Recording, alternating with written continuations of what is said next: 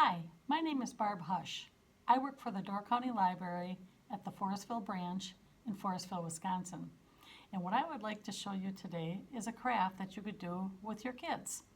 And some of you already know me from my story times, and I love to do crafts. So this is just something that I dreamed up today for you that I thought was seasonally appropriate.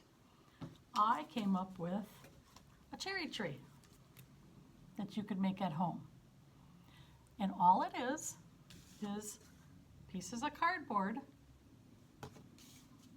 This is the trunk. This is the treetop. Just two pieces of cardboard.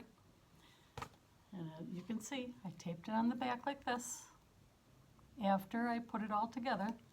And so you would just take your tree, you would wrap green yarn around it. And I just did it a whole bunch of times. I just kept wrapping and wrapping around it. And if it gives you any problems slipping off, then you take a piece of tape and you can tape wherever it's slipping, because nobody's going to see the backside anyway. So I just did that. And for the cherries, I used red buttons. That just happens to be what I had here at my library. So I use those. But you could use pom-poms like these for your cherries. You could take red foam, cut some little circles out for your cherries, or red construction paper.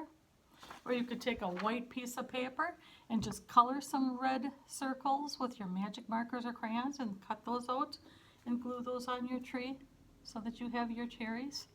So it's a really simple craft, and there's a lot of ways you can do it.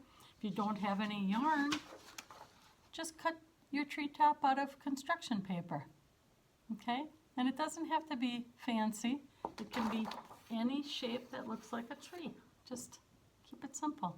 All right, happy crafting.